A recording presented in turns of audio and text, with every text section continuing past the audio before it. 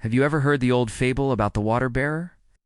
He had two large pots, each hung on the ends of a pole, which he carried across his neck. One of the pots was perfect, and always delivered a full portion of water. The other pot had a crack in it, and by the time it arrived at the master's house, it was only half full.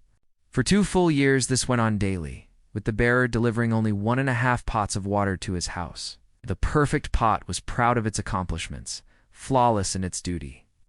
But the poor cracked pot was ashamed of its own imperfection, miserable that it could only do half of what it had been made to do. After 2 years of what it perceived as bitter failure, it spoke to the water-bearer one day by the stream. "I am ashamed of myself, because this crack in my side causes water to leak out all the way back to your master's house." The bearer smiled and said, "Did you notice that there are flowers on your side of the path, but not on the other pot's side? That's because I have always known about your flaw. So I planted flower seeds on your side of the path, and every day while we walk back, you water them. For 2 years I have been able to pick these beautiful flowers to decorate the master's table. Without you being just the way you are, he would not have this beauty to grace his house." This story hits differently today, doesn't it? We live in a world obsessed with background checks. Before you get a job, rent an apartment, or even volunteer, someone wants to see your record. They want to see the perfect pot, the one with no cracks, no leaks, no history of failure. We're trained to present a flawless resume, a polished social media profile, an impeccable public image. We're all trying to be the perfect pot, terrified of the cracks showing. But while the world is busy doing background checks, God is doing a heart check. He's not looking at your resume. He's looking at your soul. He's not interested in your flawless performance. He's interested in your humble heart.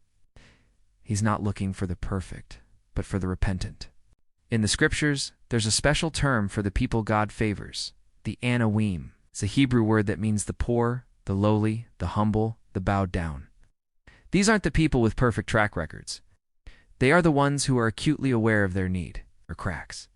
They are the ones who don't have it all together, who rely completely on God's mercy.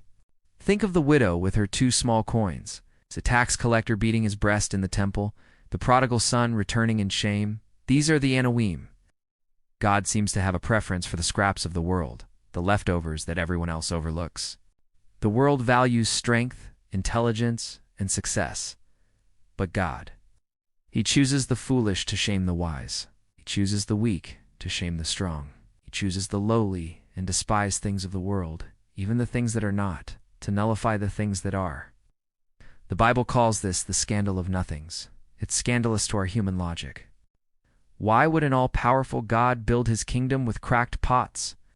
Because when he does, there is no doubt about who gets the glory. It's not about our strength. It's about his.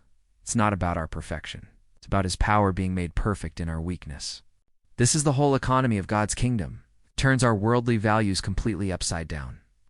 And Jesus gave us the constitution for this new kingdom. It's not a list of laws or a set of rules for a background check. It's the Beatitudes. Blessed are the poor in spirit, for theirs is the kingdom of heaven. Blessed are those who mourn, for they will be comforted. Blessed are the meek, for they will inherit the earth. Each beatitude is a description of the heart God is looking for. Notice who isn't on the list. Blessed are the rich, the powerful, popular, the ones who have never made a mistake. No.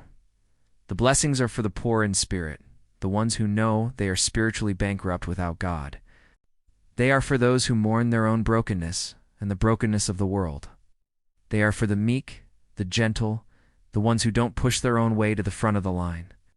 The Beatitudes are not a checklist to become worthy. They are a portrait of those who already know they are unworthy and rely completely on God as grace. It's a heart check, not a background check. It's an invitation to stop pretending, to stop hiding our cracks, and to bring our broken selves to the one who can make something beautiful out of them. So what's the takeaway from all this? It's a call to let go of the world's impossible standards of perfection. The pressure to be flawless is crushing, and it's a lie. Your cracks, your failures, your weaknesses, the very things you are most ashamed of are the places where God's grace can flow through most powerfully. Just like the cracked pot, your perceived flaws might be the very channels God uses to bring beauty and life into the world around you. Stop seeing yourself as a failure because you're not a perfect pot. Start seeing yourself as a vessel, uniquely made, cracks and all, in the hands of a loving master. He knows your flaws better than you do, and he has planted seeds along your path, waiting for your unique journey to water them. Embrace your brokenness. Trust in God's heart. Check over the world's background check. Because in his kingdom, it's not the strong and flawless who are celebrated, but the humble and the cracked who are used to decorate the master's table. Thanks for watching. If this message resonated with you, please like, share, and subscribe for more content that looks beyond the surface. See you next time.